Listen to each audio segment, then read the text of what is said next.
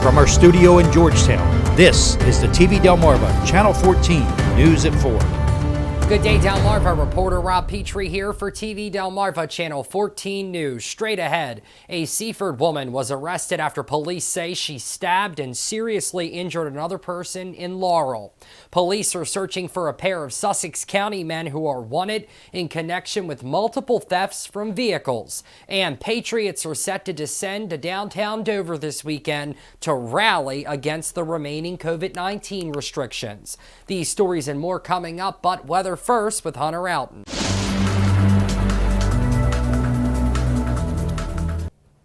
Good Thursday afternoon, Delmarva. Even though we've seen plenty of sunshine across the region today, it feels awfully chilly out there for the month of April.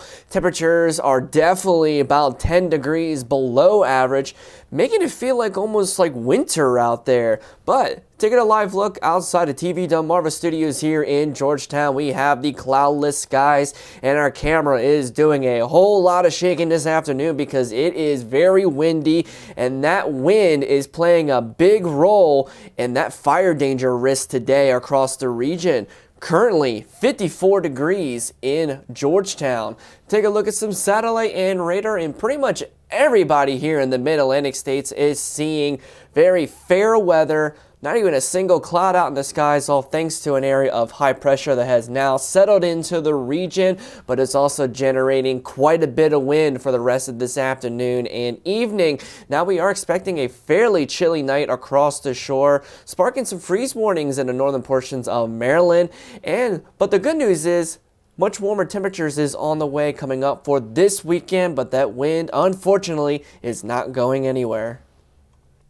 Now we do have some very interesting weather hazards in place across the shore, a combination of both that we don't normally see together here, and that is all of Delaware in northeastern Maryland in that magenta color. That is a red flag warning in effect until 10 p.m. tonight. That's because we do have the perfect conditions for the enhancement threat of wildfires. We have very, very low humidity values, a very chilly and dry air mass in place, and not to mention the very gusty winds across the region. So these ingredients are a perfect combination for the enhancement threat of brush fires, outdoor fires, or just anything that burns, and it will burn rather quickly until we get a little bit higher humidity values going into tonight, and those winds will be calming down. Also, in areas from Sussex County all the way over towards Frederick, Maryland, that is a freeze warning in effect for tonight. We're going to have to be watching out for areas of temperatures dropping near 32 degrees, and that poses a threat to the start of the growing season that we are in at this time. But good news is warmer weather is on the way in the next couple of days. Current temperatures on Delmarva, we're looking at some fairly chilly conditions for this time of year. Right now, 53 in Salisbury, 52 in Pocomoke City and Ocean City, 53 for Easton, 54 for Centerville, Dover, and Newark, and currently 56 degrees up north in Wilmington. Taking a peek at the current humidity values, and like I said, a lot of these humidity values are at 30% or lower, especially in the northern portions of the shore where it's only 26% right now in Wilmington, and I expect these to drop even more over the next couple of hours before they start to recover the closer we get towards sundown. Sustained winds out there generally from the north and west, a very, very dry wind and fairly strong too. Looks like 15 miles per hour seems to be the magic number of that sustained winds, but we have been seeing some wind gusts as high as 30 miles per hour across the region, currently gusting to 27 here in Georgetown, 28 for Salisbury, 27 for Ocean City, 21 miles per hour for Easton and Centerville, 28 in Dover, and 28 miles per hour as well in Newark. Now we are going to be looking at some fairly chilly conditions tonight. That wind will return tomorrow, unfortunately, but a little bit warmer temperatures. A nice weekend is in store, but a lot more rain chances are in the forecast going into next week. And I'll have all those details in your pinpoint forecast here in just a little bit.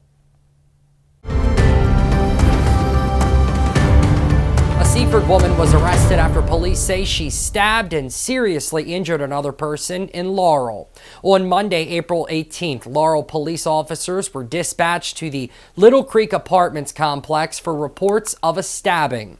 Officers arrived and made contact with a victim who had sustained several significant stab wounds from a large knife. The victim was treated at a hospital and later released and is expected to be okay. Police say the suspect involved was identified as 24-year-old Brooklyn Stevenson. Now, after consulting with the Attorney General's office, Stevenson was charged with felony second-degree assault. She turned herself in last week and was arraigned and later released. Delaware State Police are asking for the public's help locating a pair of Sussex County men wanted in connection with multiple thefts from vehicles in the Milton Lewis area. During the middle of April, troopers began investigating multiple thefts from vehicles and at least one theft of a motor vehicle in the Milton Lewis areas of Sussex County. Now, through investigative measures, police identified the suspects as 38-year-old Sherman Mitchell of Milton and 34-year-old Wayne Kondorsky of Millsboro. Attempts to locate both of those men have been unsuccessful, and police are asking anyone with any information on their whereabouts to contact Crime Stoppers. Well, Delaware State Police have arrested a 20-year-old following a traffic stop that turned up drugs in Selbyville. According to Delaware State Police, the incident occurred around 12 p.m. Tuesday as a trooper on patrol spotted a blue Ford Focus traveling southbound on Roxana Road approaching Polly Branch Road. The driver failed to signal while turning onto Polly Branch Road and was seen using his cell phone and not wearing a seatbelt. According to police, a traffic stop was conducted on Lincoln Avenue and contact was made with the driver and sole occupant, 20-year-old Jayshawn Johnson. Now, during the stop, police say they saw Johnson throwing what appeared to be a belted bag away from him that he had been wearing at the time. When troopers retrieved that bag, Johnson allegedly tried to flee the scene on foot. He was taken into custody after a brief foot pursuit. A search of the bag led to the discovery of 41.4 grams of cocaine, 0.476 grams of heroin, drug paraphernalia, and over $900 in suspected drug proceeds. Johnson was arraigned on a slew of charges and released on $9,700 unsecured bond. Well, Delaware Patriots are set to descend to downtown Dover this weekend to rally against the remaining COVID-19 restrictions. The event will take place at Legislative Mall this Saturday starting at noon as we hear from the event's organizer, Kim Wills, with the People's Convoy of Delaware. So we're going to meet there at noon, and we're going to have a couple of speakers, but the main purpose of our meeting on Saturday is to come up with a game plan. Basically, there's so many different groups divided in Delaware that they're hitting the emergency orders tiny little spots. We want to come together and have a bigger force. That way more will get accomplished. Right now, there are still restrictions. They limit you if you can go into the emergency room with someone you love. If they're having a heart attack, you still have to sit in the car and wait to see if grandma or mom lives or dies. You still have to have the boosters to keep your job. And so basically the emergency orders are not over. Everyone thinks they're over because we're not wearing the visible mask, but they're still there. And that we don't lose more jobs, that we're not losing more instructional times, that families can be with families in hospitals whenever it really matters and you really need someone by your side. Come out, wear your red, white, and blue, bring ideas. Come out, join us. These are your neighbors. We all have been affected in some way due to the emergency orders. Come out and meet us. Even if you don't agree, come out and meet us. Well, Delaware will hold its 22nd National DEA Prescription Drug Take-Back Day this Saturday, April 30th. Delawareans can discard their expired or unused medications at locations statewide between 10 a.m. and 2 p.m. Now, there will also be sharps disposals for needle disposal at select locations and overdose response education with free Narcan available as well. The event is, of course, nationally recognized by the Drug Enforcement Administration and organized by them as well. Prescription Drug Take-Back Day is operated locally by the Division of Public Health. Coming up, the price at the pump continues to rise, but what is causing the issue at this point? We explore it coming up. Keep it here. Sunday into Monday saw a big jump in gas prices here in Delaware, rising nearly 20 cents overnight, and since then they've continued to rise across the state, with the average price per gallon currently around $4.25. We got the chance to sit down with AAA Mid-Atlantic's Ken Grant to discuss what's causing this sharp price at the pump. First of all, we have to look at the overall global issues. We are looking at, obviously, a war happening between Russia and Ukraine. We are looking at incidents in China with growing concerns over the Omicron variant spreading once again. These things all impact the oil prices as far as the price per barrel goes. Now, pulling it in closer to home, Delaware tends to end up swinging wildly at times simply because of our smaller size. So the stats kind of get skewed a little bit. We see this in a variety of areas, not just with gas prices. We see it when you start talking about, for instance, education test scores and other things. You have a smaller population, and so there's just a lot fewer numbers to work with.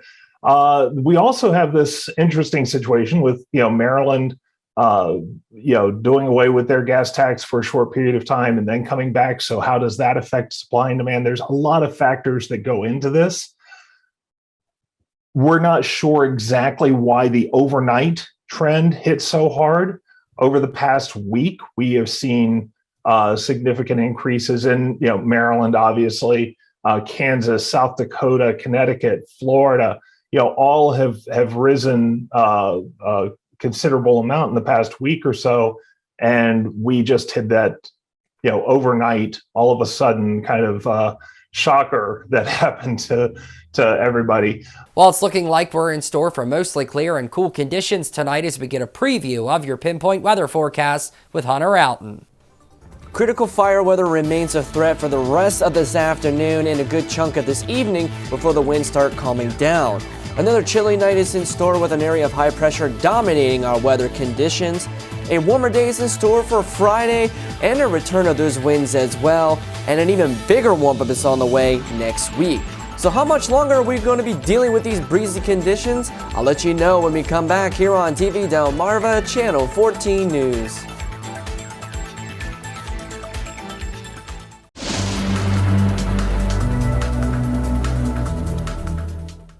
All right, Delmarva, let's get right into the pinpoint forecast for the overnight hours into the day on Friday. At least the good news is once we get into the overnight hours tonight, our chances for that critical fire danger will begin to diminish, especially the later on we get in the overnight hours.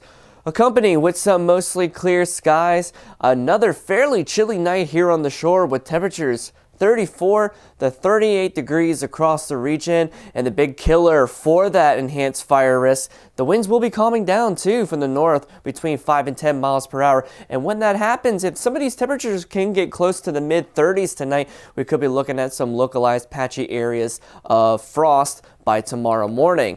Futurecast, rest of the overnight hours into the day on Friday. This is 8 o'clock this evening, and there's not really much to show out there with an area of high pressure in place, making it for some clear skies. Just after sunset, temperatures still feeling fairly chilly, around 50 degrees, and then once we get into the heart of the overnight hours, crystal clear skies pretty much for everybody, maybe a random cloud here and there. Temperatures in central Delmarva have now dropped into the lower 40s, a little bit warmer with those temperatures in the mid 40s near Ocean City, but we're already down into the 30s for areas north of Dover. And waking up tomorrow morning, we're going to be looking at widespread areas of temperatures in the mid and upper 30s. We do have a little bit of some cloud cover that's moving in for the northern portions of the shore. And then going into the noon o'clock hour on Friday, temperatures have now warmed up into the upper 50s, have a little bit of cloud cover still hanging around in the northern portions of the shore. But by the time we get to the evening hours, once again, cloudless skies once more, and some nicer warm temperatures too, getting back into the lower 60s for pretty much everybody here on Delmarva. And then going into the overnight hours, even though temperatures are going to be cooling back down into the 40s once again, but towards our west, we're going to be looking at the clouds returning this weekend. Friday forecast overall, we got mostly sunny skies, another breezy day ahead, unfortunately, which will probably kick up that fire danger risk once again. Temperatures 58 to 63 degrees, a little bit warmer than it has been today, that's for sure. Winds from the northwest, 10 to 15 miles per hour with some gusts as high as 25 at times. And now take a look at the allergy index for Friday with the added wind and the dry conditions, no surprise. Allergies are still high, 10.3 out of 12, still dealing with tree pollen from your allergens of oak, ash, and birch trees. Now, we're going to switch gears to take a look at the marine conditions for Friday. Beginning with the Atlantic, we got mostly sunny skies, 59 degrees, winds from the northwest at 10 to 20 miles per hour with seas of 1 to 3 feet. Take a look at the Delaware Bay, mostly sunny skies, 59 degrees, winds from the northwest at 10 to 15 miles per hour with seas of less than 1 foot expected. And then the Chesapeake Bay, mostly sunny skies, hitting that 60-degree mark. Winds from the northwest at 10 to 15 miles per hour with seas right around 1 foot on the Chesapeake Bay. Now, as we get into the overnight hours tomorrow night, we are going to be looking at an increase in those clouds, especially after midnight. Still looking for a fairly chilly night ahead too, but a couple degrees warmer than what it's going to be tonight. Overnight lows 38 to 42 degrees, and the winds will calm down once again from the north between 5 and 10 miles per hour. Now let's take a look at that weekend forecast and the extended forecast overall. Well, we got a nice weekend in store. For the most part, temperatures are going to be consistently warming into the mid and upper 60s. It's going to be dry during the daytime hours, both on Saturday and Sunday, but rain will be on the way during the late overnight hours all the way towards Tuesday, with a weak disturbance moving through, and that's going to be kicking temperatures up for the start of the work week back into the mid 70s, and we get a break from the rain on Wednesday, still fairly warm, with some more isolated rain chances towards the late portions of next week. Coming up, over 120,000 pounds of ground beef have been recalled for a possible E. coli contamination. More details straight ahead. Keep it here. Over 120,000 pounds of ground beef has been recalled for a possible E. coli contamination. The potentially affected meat was packaged by Lakeside Refrigerated Services up in New Jersey. Officials say the ground beef in question was produced sometime between February 1st and April 8th. The recalled meat was then distributed to locations nationwide. The affected brands include Thomas Farms, SE Grocers Naturally Better, Tajima, Marketside Butcher, and Wise by Nature. So far, no one has reported any illnesses, thankfully, related to the recall. Weather Classroom is sponsored by No Nonsense Office Machines, committed to providing quality products and services with over 15 years of experience here in Sussex County.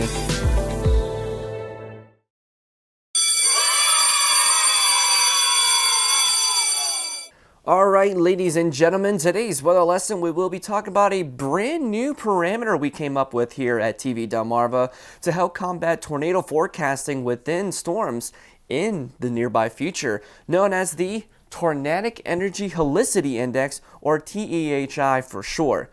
Now, the Tornadic Energy Helicity Index is in the testing phases as of now, but this product is a tool to give a percentage of probability that storms capable of producing tornadoes, no matter what kind of storm mode they are associated with. Whether it be along a line of storms, which is very common here on Delmarva, and especially in the last 2 years within tropical cyclones, or your classic supercell thunderstorms. With a 0 to 10 scale, this is to help indicate the percentage chance of a tornado occurring anywhere in the lower 48. With a blend of different parameters with a very strict conditional in place, TEHI is to help narrow down significant indicators with the current science that we have available to us in today's world.